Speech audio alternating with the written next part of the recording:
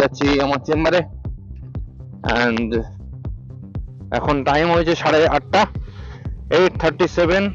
আমার গাড়ির কিলোমিটার চলেছে 25592, 25,592। আমি ভিডিওটা আজকে কেন বানাচ্ছি, ভিডিওটা বানানোর একটাই কারণ, সেটা হচ্ছে আমার অ্যাকশন প্রোতে মাইক নিয়ে একটু ঝামেলা চলছিল বহুদিন ধরে। যদিও মাইকটা আমি কিনিনি, পুরোনো মাইকটা দিয়েই কাজ চালাচ্ছি, কিন্তু একটা সেটিং পেলাম ইউটিউব ঘেঁটে, চ্যাট জিপিটি ঘেঁটে, ওইটা করলে নাকি ডিস্টরশনটা অনেকটা কমে যায়। So I am just trying কি ওই ডিস্টরশনটা কতটা কমছে। ঠিক আছে, এছাড়া আর কোনো রিজন নেই ভিডিওটা বানানোর, তো শুধু এইটুকুর জন্য ভিডিওটা করা। অ্যাপার্ট ফ্রম দিস আর কোনো রিজন নেই ভিডিওটা বানানো। আর একটা কথা আমি বলবোই, যেটার জন্য ভিডিওটা করা, সেটা হচ্ছে আমি recently Triumph Hero Xpulse 210 and Himalayan 450টা দেখতে গেছিলাম। সেটার সাথে কিছু ইনসিডেন্ট আমার হয়েছে, আমি ফিল করেছি, আমি করেছি, সেইটাও আপনাদের সাথে একটু শেয়ার করব। ঠিক আছে, তো সেইগুলো সব জানতে চলুন আমার সাথে লেগে থাকবেন, জুড়ে থাকবেন। Welcome to my channel boys, আমি আপনাদের doctor Pushan Bhattacharya. Let's fun. আমরা এসে গেছি এখন গড়িয়াহাটের কাছে। এটা গোলপাড়া, এখানে একটা যে রামকৃষ্ণ মঠ রয়েছে, এইটা দেখতে পাচ্ছেন। we are good to go। আমি চলে যাব কোথায়, রুবির দিকে। রুবি থেকে যাব, জানি না আমার সাউন্ডটা কেমন রেকর্ড হচ্ছে। I am just trying my best, you no.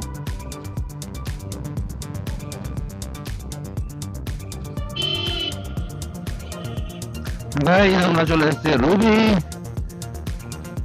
তো এখান থেকে আমরা সোজা বেরোবো আনন্দপুর হয়ে। ঠিক আছে, এই যে দেখতে পাচ্ছ গোল, Anandapur science city.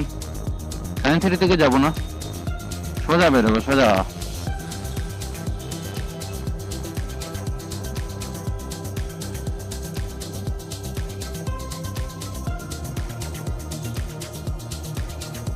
That is Urbana. এটা অনেক বড়, অনেক বড় বড় সেলিব্রিটি, বড় বড় লোকরা এখানে থাকে। তো এবার মেন কথাটায় আসি, যে আমি যারা যেন ভিডিওটা বানাচ্ছি আর কি, আমি চাইছি যে মেন রোডে উঠে গিয়ে বানাবো, হাইওয়েতে উঠে গিয়ে। এই বাজারের রাস্তার মধ্যে কিছু জিনিস শেয়ার করা না একটু পার্সোনালি প্রবলেমেটিক হয়ে থাকে, কারণ এখানে কখন কি আছে একটুখানি কনসিয়াস হয়ে গাড়ি চালাতে হয়। আর তার মধ্যে একটা প্রবলেম হয়েছে কি, আমার রাইডিং প্যান্ট যেটা ছিল সেটাতে একটুখানি একটা জায়গা থেকে সেলাই খুলে গেছে। তো সেইটা আমি ফেসবুকে আপলোড করি, অ্যান্ড বিভিন্ন রাইডিং গ্রুপ যেগুলো আছে তাদেরকে জিজ্ঞাসা করি যে এটা কোথায় রিপেয়ার করা যায়। তারা একটা নাম্বার আমাকে দেয়, অ্যান্ড সেই নাম্বারে আমি ফোন করি। ওর দোকানটা হচ্ছে আপনার এতে হাওড়াতে, হাওড়া শালকিয়াতে। ঠিক আছে, আমি ডেসক্রিপশনে লোকেশনটা ট্র্যাক করে দেবো, আপনারা চাইলে ওখান থেকে দেখতে পারেন যদি আপনাদের রাইডিং প্যান্ট থেকে থাকে। ওকে, ইট উইল হেল্প। ডেসক্রিপশনে দিয়ে দেবো, না নম্বরটা আমি স্ক্রিনে দিয়ে দেবো আপনাদের লাগতে পারে। যারা যারা দেখছো তারা যদি কোনোদিন রাইডিং গিয়ার কেনো অ্যান্ড ছোটোখাটো একটু হয়ে যায়, সেলাই খুলে যায় বা একটু ছুঁড়ে যায়, তাদের জন্য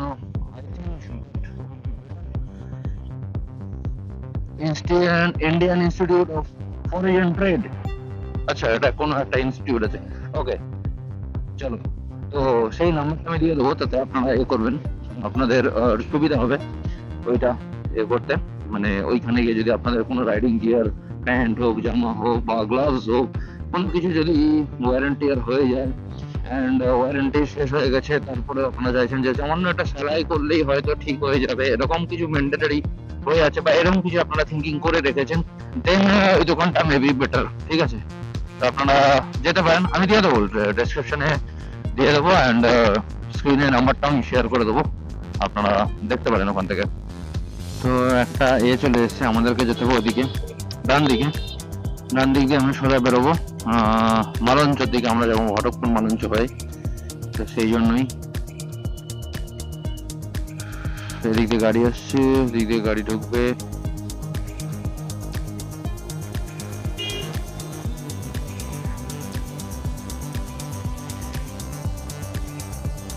একটু দেখে যেতে হয়।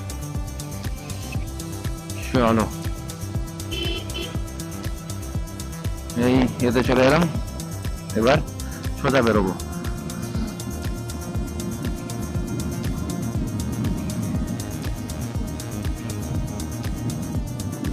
আমি অনেক একটা জিনিস করতে দেখেছি, তারা যখন হাই রোডে এরকম সিঙ্গেল লোনে গাড়ি চালায় না, সেটাতে গাড়ি আসছে দুটোই একসাথে হচ্ছে।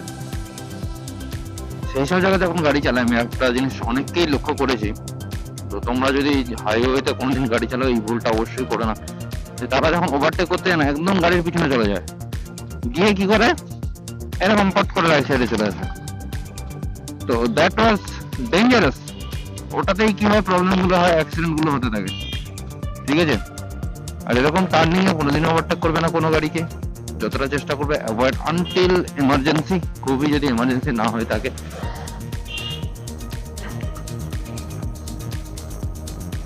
তো এই জিনিসগুলো অ্যাভয়েড করবে, তাহলে তোমাদের রাইড খুব সুন্দর হবে, খুবই সুন্দর হবে, খুবই হবে।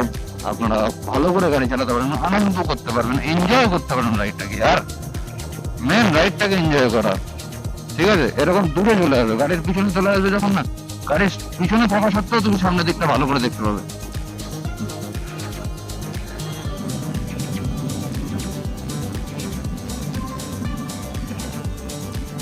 তো আমি যেটা প্রথমে স্টার্টিং করলাম ভিডিওটা, আমি ট্রায়াম্ফ হিমালয়ান হিরো এক্সপালস 210 দেখেছি।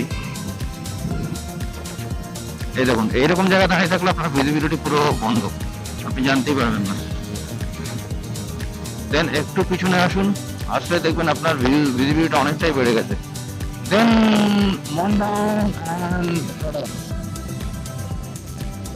যেটা বলছিলাম, সেটা হচ্ছে কি, আমরা যাই মানে আমি যাই আর কি, Triumph 400, then Hero Xpulse 210 and Himalayan 450 দেখতেন। আমি যখন প্রথম ট্রায়াম্ফের শোরুমটায় যাই, তাকে একটা কথা বলি যে দেখুন দাদা, আমি 400 সিসি একটা নেবো, কারণ আমার কাছে যে বাইকটা রয়েছে সেটাতে হাইওয়েতে চলো মেনে নেবেন, বাট পাহাড়ে উঠতে গেলে পাওয়ার ল্যাগ খুবই ফিল হয়। তো সেই ফিলনেসটা, পাওয়ার ল্যাগটাকে করার জন্য আমি একটা গাড়ি চাই যেটাতে মোটামুটি ভালো পাওয়ার থাকবে, যেটা পাওয়ার আরামে। তো তারা আমাকে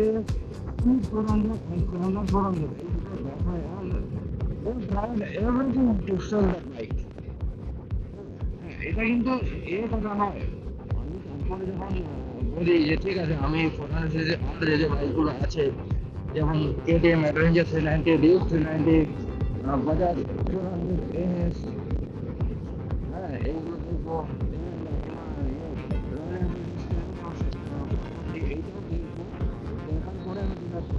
তারা তারপরেও কিন্তু আমাকে এইভাবে ট্রাই করে যে দেখার জন্য। তারপরে যখন আমি চলে আসি হিরো শোরুমে, হিরো 210 এক্সপালস 210 দেখতে, অ্যান্ড তাকে বলি আমার হাইট তো 187 সেন্টিমিটার, তো সেই অনুযায়ী আমার একটা লম্বা চওড়া বাইক হলে খুব ভালো হয়। তো হিরো এক্সপালস 210 বলে, কিন্তু তাদের কাছে টেস্ট ড্রাইভের জন্য কোনো বাইক না, মানে নেই। তাকে আমি এটাই বলি যে ভাই, আমি না আরো যে অ্যাডভেঞ্চার বাইকগুলো আছে এই সেগমেন্টের, সেগুলো আমি দেখবো। টিভিএস RTX 300, রিসম 250, এগুলো আমি দেখবো। কিন্তু KTM 250টাকেও আমি দেখবো, দেখার পরে আমি ডিসাইড করবো। কিন্তু তারা অ্যাকচুয়ালি মেনে নিয়েছে যে দিস গাড়ি didn't even want to buy, মানে তারা জানে যে আমি গাড়িটা কিনবোই না, সেই হিসাবেই তারা ট্রিট করলো ভাই। হ্যাঁ, হিরো হিমালয়ান যে ছিল, তার কাছে বাইক ছিল না, সে আমাকে বললো স্যার আপনার কবে লাগবে, কবে আমি গাড়ি অ্যারেঞ্জ করে দেবো, আপনি কবে নেবেন বলুন। তো সেইভাবে সে ট্রাই করেছে, বাট হিরোর যে বিহেভিয়ারটা, মানে তারা চাই না গাড়ি বিক্রি হোক ভাই। আমি এটা খুব রেয়ার দেখেছি, বাট যদি কোনো কেউ হিরোর থেকে শুনে থাকো ভিডিওটা, তো প্লিজ ভাই এই জিনিসটা দেখুন। তাহলে তোমাদের গাড়ি কিন্তু কেউ কিনবেই না, এমনি তোমাদের সেল অনেক কম, বাট এরকম যদি এমপ্লয় থাকে তো ডেফিনেটলি কেউ কিনতেই চাইবে। আমরা চলে এসেছি ঘটকপুকুরে।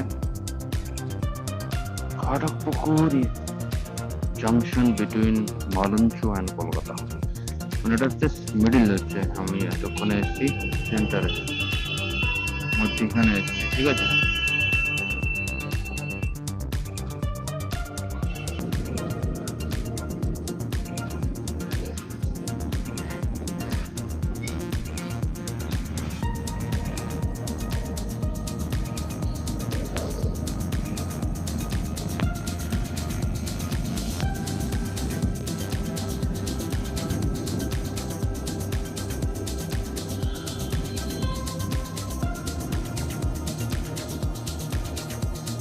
তো গাইস,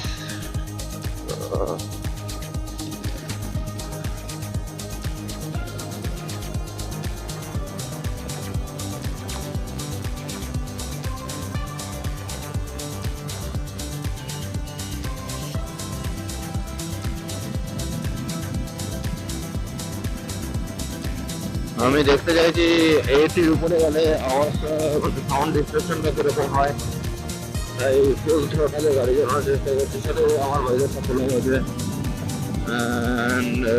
না হাত ধরে নি। চলো এখানে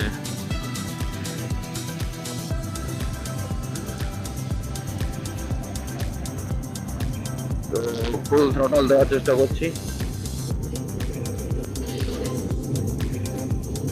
চলো 80 উঠে গেছে। 80-তে আওয়াজ সেরকম ডিস্টরশন কতটা হচ্ছে আমি জানি না। and I am trying কি ডিস্টরশন যতটা হচ্ছে কিনা সেটাই দেখার জন্য, কতটাতে ডিস্টরশন আসছে সেই জায়গাটাই দেখার জন্য। চলো 80, 85, 85 এরকম ডিস্টরশন হচ্ছে।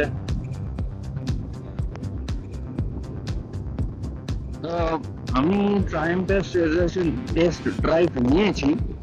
এবার ব্যাপারটা হচ্ছে, আমি আপনাদের সাথে যদি আমার ছোট্ট একটা এক্সপিরিয়েন্স শেয়ার করি, সেটা হচ্ছে যারা যারা সিভি 350 চালাও বা এই টাইপের ক্রুজিং গাড়ি চালাও, যারা হর্সপাওয়ার খুবই কম, 18-20, ভাই তাদের কাছে time one of the best লাগবে। যার পাঞ্চ আছে না গাড়িটাতে, ফার্স্ট সেকেন্ড গিয়ারে, লিটারালি মানে লিনিয়ার পাওয়ারটা নয়, ভালো মতো পাঞ্চ আছে, and you will feel that punch. খুব সুন্দর পাঞ্চ দিয়েছে গাড়িটাতে। তো যারা যারা ছোটোর মধ্যে, কম্প্যাক্ট সাইজের মধ্যে পাওয়ারফুল ইঞ্জিন চাইছো, আমি তাদের ট্রায়াম্ফ নিতে বলতে পারি। কিন্তু ট্রায়াম্ফের একটাই অসুবিধা, ট্যাঙ্কিটা বড্ড ছোট। হ্যাঁ, যদিও গাড়িটা কম্প্যাক্ট করার জন্য ছোট করেছে মনে হয়, তবে ট্যাঙ্কিটা আর একটু বড় দিলে আমার মনে হয় বেটার হতো। 15 লিটার মতো ট্যাঙ্কিটা যদি দিত, আমি জানি না, ওরা 12-13 লিটার দিয়েছে, যেটা ওই গাড়ি হিসাবে সাফিসিয়েন্ট নয় আমার মতে। তো গাড়িটাতে আরেকটু দিতে পারতো, যদি দিত তাহলে খুব ভালো হতো আমার মতে। যদিও এটা পার্সোনাল চয়েস, তো আপনারা নিতে পারেন।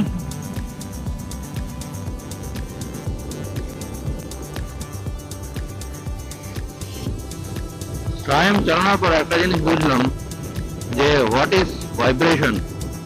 সিভি 350 চালানোর পর যে জিনিসটা, মানে সবার মুখেই শুনলাম, ভাই গাড়িতে খুব ভাইব্রেশন, গাড়িতে খুব ভাইব্রেশন। তো ট্রায়াম্ফ চালানোর পর ওই জিনিসটা আমি ফিল করলাম যে লোক ভাইব্রেশন বলে সেটা অ্যাকচুয়ালি কি।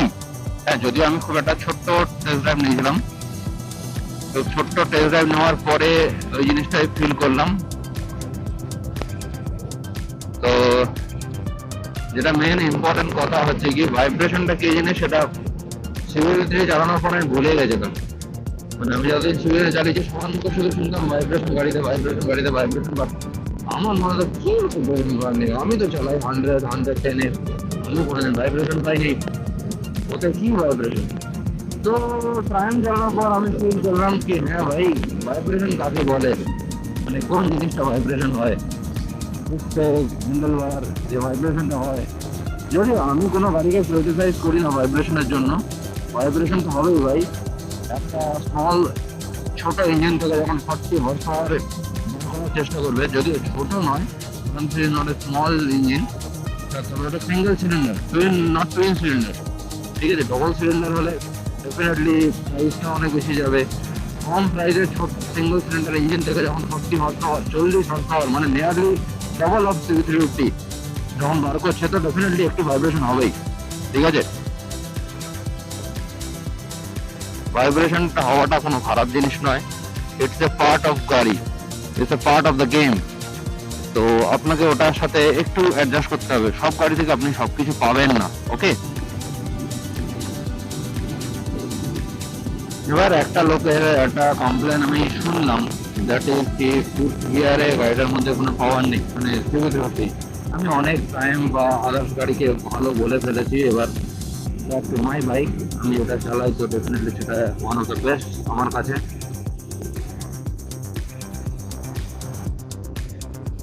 এবার সবাই বলে ফিফথ গিয়ারে পাওয়ার নেই, আমিও মানছি এর ফিফথ গিয়ারে পাওয়ার নেই, এই গাড়িটা ফিফথ গিয়ারের জন্য তৈরিই না, ঠিক আছে? এই গাড়িটা তৈরি হচ্ছে থার্ড ফোর্থ। যদি পাওয়ার দেখতে হয় CB350 কত পাওয়ার বাকি আছে, মানে যে হর্সপাওয়ার দেয় সেটা কত আছে, সেটা যদি ফিল করতে হয় আপনাদের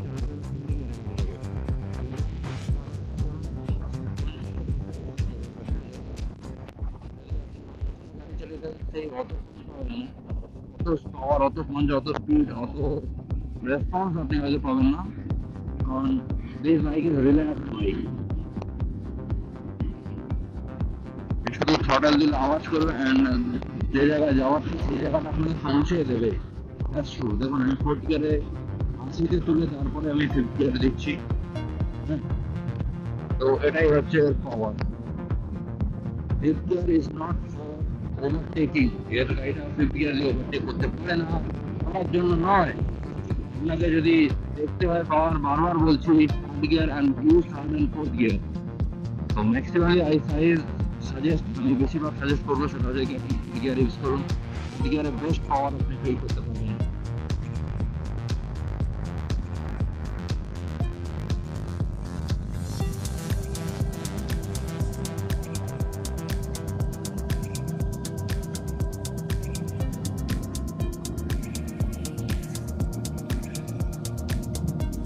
আমি সিগন্যালটা দাঁড়িয়েছিলাম মালঞ্চতে, ওখানে একজন আমার হেলমেটে ইন্টারকমটা দেখে বললো, দাদা আপনি হেলমেটে ওয়াইফাই লাগিয়েছেন? আমি বললাম না না, দ্যাট ইজ কল্ড ইন্টারকম। আমি বলেছি ইন্টারকম, উনি শুনেছেন ইন্টারকোর্স। উনি বলছে কি ইন্টারকোর্স? আমি বললাম না না, ইন্টারকম।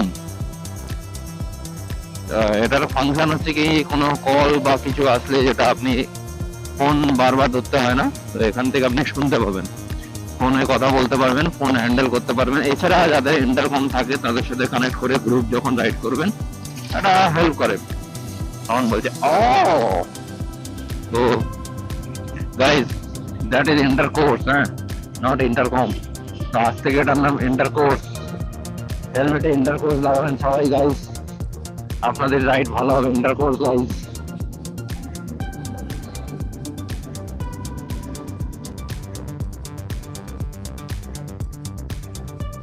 তো বন্ধুরা, আমি একটা প্রশ্ন সবাইকে করতে চাই, দ্যাট ইজ আমার গাড়ি না কিছু লিক হয়েছিল, হ্যাঁ সেটা আমি ফিক্সড করে নিয়েছিলাম, সেটা ওই ইন অ্যান্ড আউট করে ফিক্সড করে না, এটা পাংচার কিট যেটা থাকে ওইটা দিই। তো এমনি ঠিক আছে, অসুবিধা নেই, কিন্তু আমার কি উচিত টায়ারটা খুলে ইন্টারনালি যে ফিক্সেশনটা হয় ওইটা করা?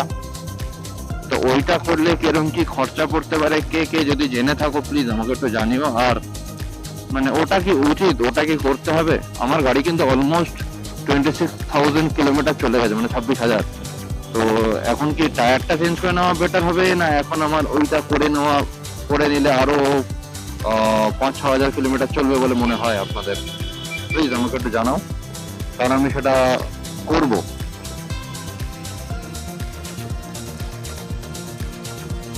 এইটাই ফরে ড্রাইভ। নেপালে থাকো তারা জানো এইটাই ফোরে কি।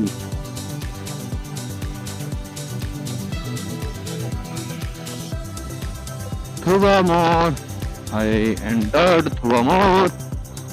তো ব্লগ এখানেই, আমার চেম্বার, সরি দোস্ত, আমার এখানেই চেম্বার, আমি চেম্বার করি।